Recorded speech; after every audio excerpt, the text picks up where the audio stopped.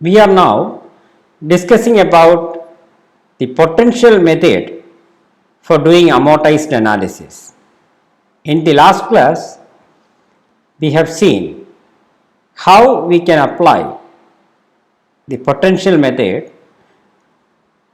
for analyzing the sequence of operations on a stacked data structure. And the objective for today's lecture is to discuss how we can apply the potential method for the amortized analysis on a k-bit binary counter.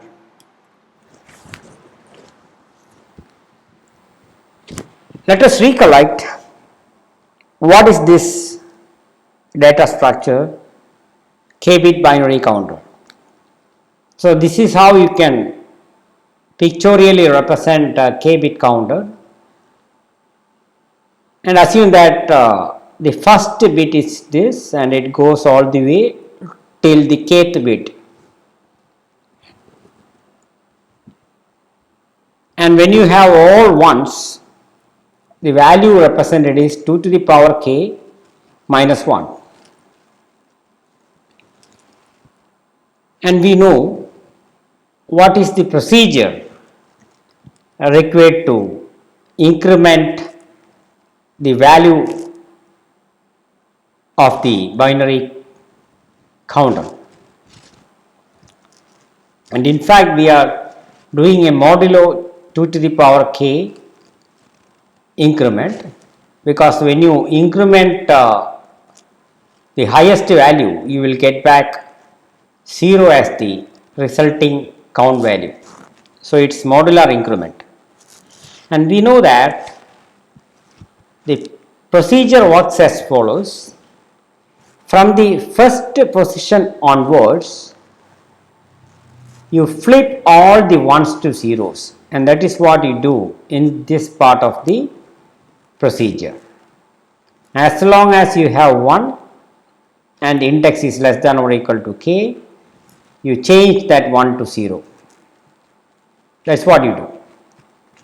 For example, if you look at this count value, you start from the left, and as long as ones are there, so for the first 3 ones, you are changing them to zeros, and that is the first step which is performed in a loop.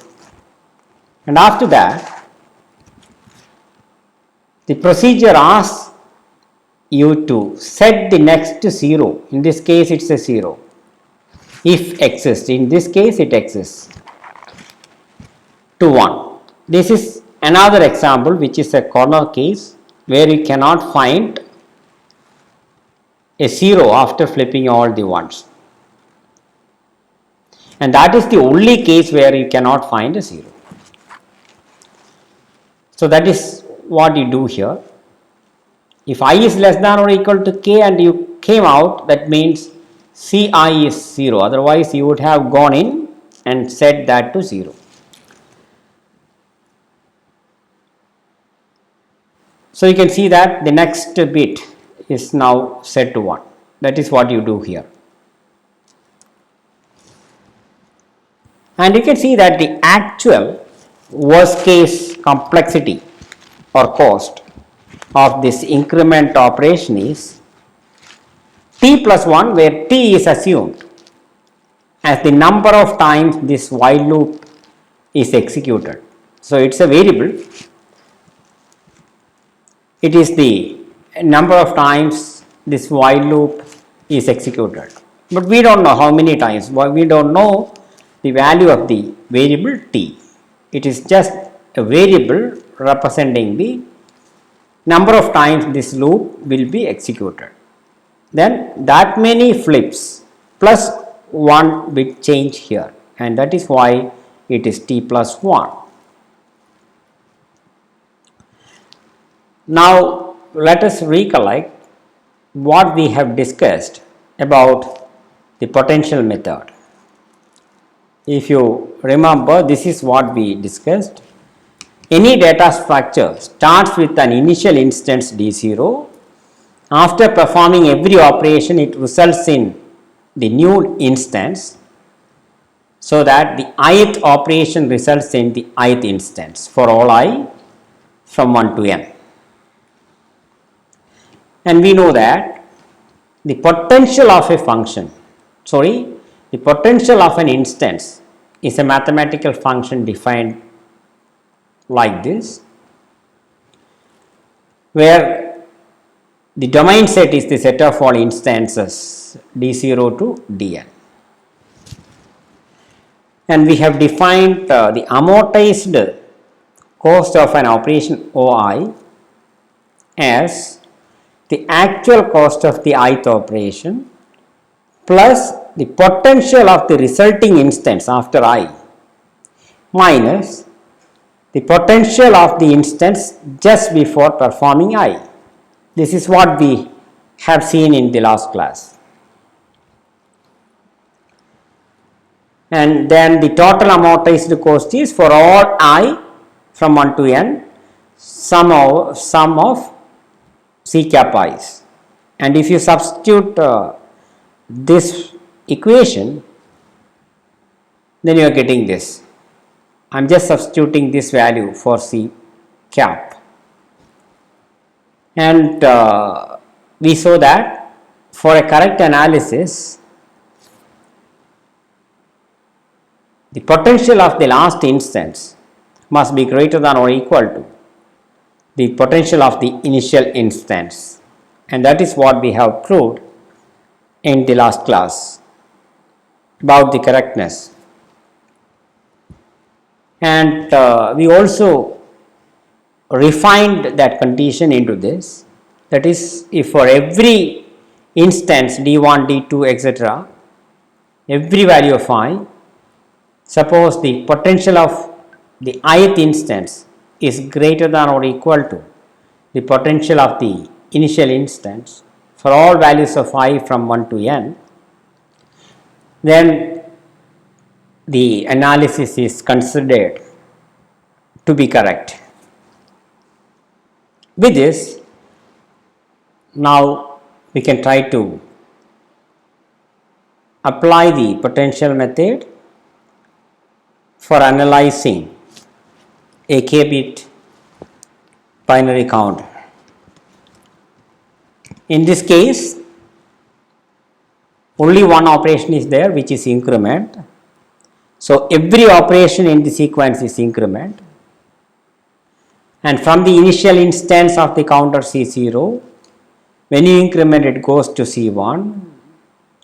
Similarly, it progresses and reach into the largest count value. If you increment from there, you will get back to this again. And for the potential method, we need to find a potential function phi such that the potential value of every instance Ci is greater than or equal to the potential value of the 0th instance. That is what we need to find. And now we are going to define phi, which is correct or which results in a correct analysis. And this is the definition of the potential function. Given a counter value, the potential is nothing but the number of ones present in that counter value. If it is all ones, then it is capital K. If all bits are 0, then the potential value is 0. And we are using this notation Bi to represent the potential of the instance Ci, which is nothing but the number of ones present in the counter value Ci. And you know that Bi is the number of ones which must be less than or equal to K, where K is the maximum number of bits. So in the maximum case, you can have all ones, then it will be K. Otherwise, it is a number strictly less than K. Now suppose the initial count value is 0. If someone else is telling you that you start with a 0 count value, then of course because it is 0, all bits are zeros, and hence the potential of the initial instance, which is B0, is 0, not difficult to see. And hence the analysis is correct, because for all other Bi, the potential is greater than or equal to 0, because it is nothing but the number of ones present in the counter value, which cannot be negative.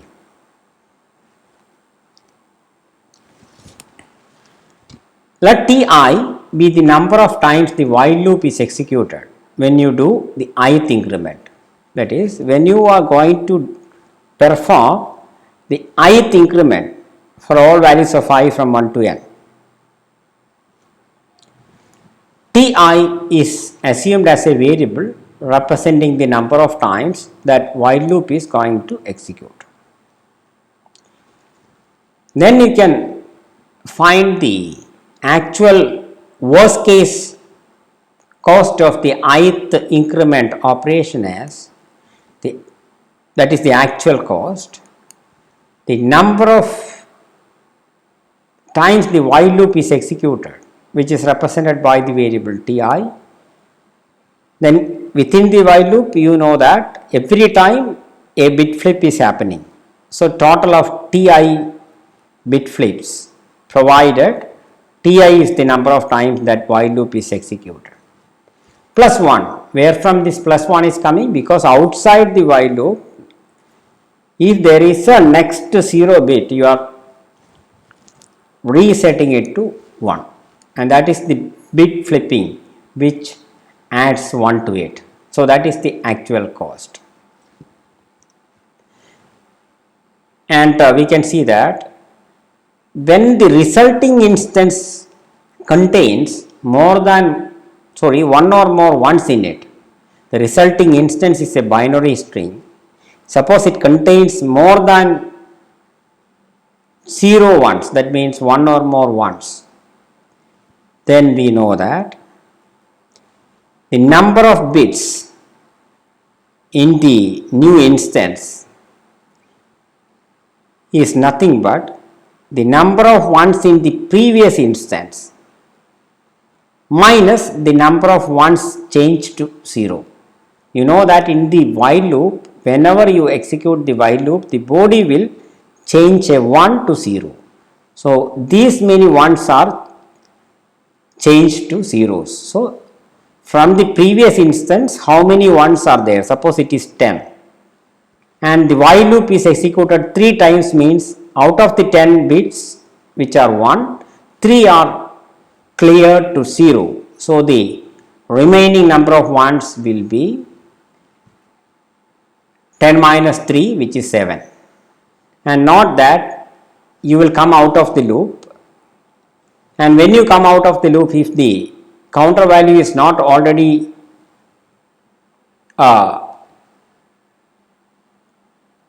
if the previous count value is not already the largest value, then you are guaranteed to get a 0, and outside the while loop you will reset that 0 to 1. So that is this one coming,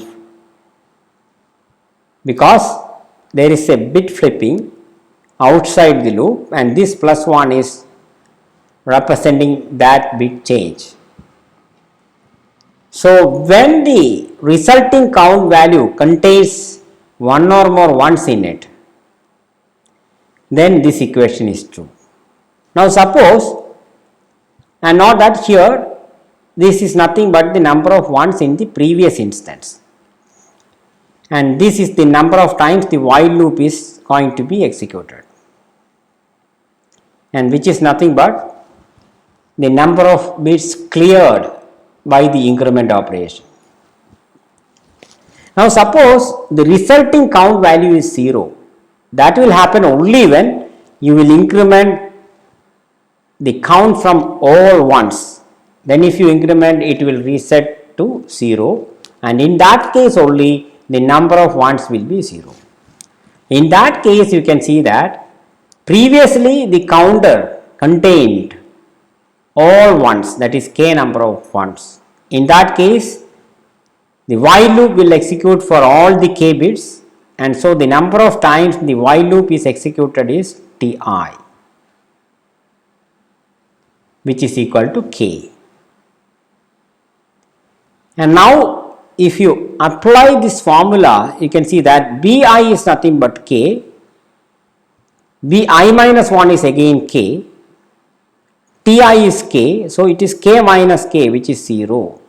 So you are getting it as bi, which is 0, and in the RHS you are getting 1. So 0 is actually less than 1. So in general, if you want to generalize for both these cases, you can write the required equation as bi is less than or equal to this RHS.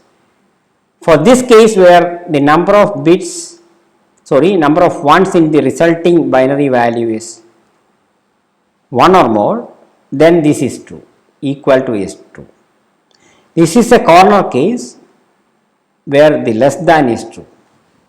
So in general, you can say that it is less than or equal to. You try to remember this formula, because we are going to utilize it when we are going to perform amortized analysis using the potential method on the binary counter. Now we can see how one can do it. We need to find the amortized cost of the ith increment for all I from 1 to n. It is nothing but the amortized cost of the ith increment is nothing but the actual cost of the ith increment plus the potential of the resulting instance minus the potential of the previous instance. This is what we already discussed. And you know that the while loop will be executed ti number of times, and after coming out from the while loop, maybe you will change one more bit. In all the cases you cannot change, but in some cases you can change a bit, and that is why this plus 1 is coming. In that case it is maximum. So the original value will be less than or equal to the number of bit flippings, that is ti flippings in the while loop, and outside 1 or 0. So I am taking it as 1, and that is why I put a less than or equal to. So the actual cost is ti plus 1, maximum of ti plus 1, plus this part of the formula. Now if you substitute the variables representing these functions, bi is the number of ones in ci, so this is bi, and similarly this is bi minus 1.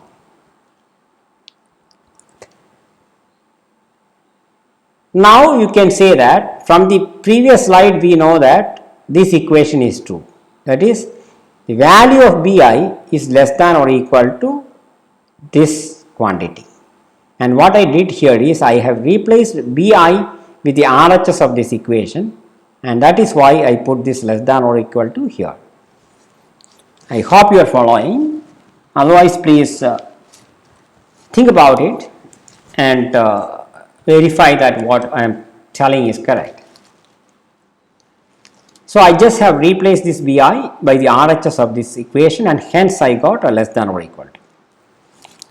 And if you solve this equation, you can see that this ti and minus ti are getting cancelled, plus bi minus 1 and minus bi minus 1 are getting cancelled. So the remaining quantities are plus 1 and plus 1, which gives you 2. So we are getting the amortized cost of an increment as less than or equal to 2. And if the counter starts with 0, the total amortized cost is order of n. Now we can see what we can do if the counter is not starting with 0. Suppose the counter starts with a random binary string as its value. Now we have the potential of the initial instance as the number of ones present in that initial value. In this case, that is not 0, and final instance is having this potential value. And you can see that Bn and B0 are the number of ones in the binary string representing the counter, and hence these values cannot be greater than the number of bits. So both these values are in this interval. And this is the formula that we have for the total amortized cost. And if you rewrite, you can say that if you want to find the actual cost from this formula, what you do, you will take these two terms to the LHS. So it is the total amortized cost minus phi of Cn. When you take this to the other side, it becomes a plus. So I am just rewriting to find the value of this. Now you can say that this is equal to, if you substitute this value Bn as the value of phi of Cn, you will get this formula. Then after you substitute phi of C0, this value as B0, you will get this. Okay, and previously we found that the maximum value of C cap I is 2. So you can say that this is less than or equal to this quantity, because the maximum value of Ci cap is 2. So you can have less than or equal to. So if you sum 2 plus 2 plus 2 n times, you will get 2n, and this is because of this, and so you will get this quantity as 2n. And now almost all the works are done, and you can conclude that this function, which is the total actual cost, is linear or order of n, as long as the number of bits is order of n. Suppose the number of bits is very large, then this will give you a problem. Suppose Bn is a small value and B0 to start with is a very large number with so many ones in it, then that may badly affect the complexity. Otherwise, it is order of n. And with this, we are coming to the end of this lecture, and I am giving you 2 practice problems. And recall that the potential method is allowing us to do an amortized analysis on the counter even when the counter starts with a non-zero value. Okay, so with this I am giving you 4 practice questions. Here there are 2 questions and 2 more questions here, and you try to solve this, and we will be discussing about the solutions in the next tutorial class. So today we have seen how we can apply the potential method of amortized analysis on a k-bit binary counter. Thank you.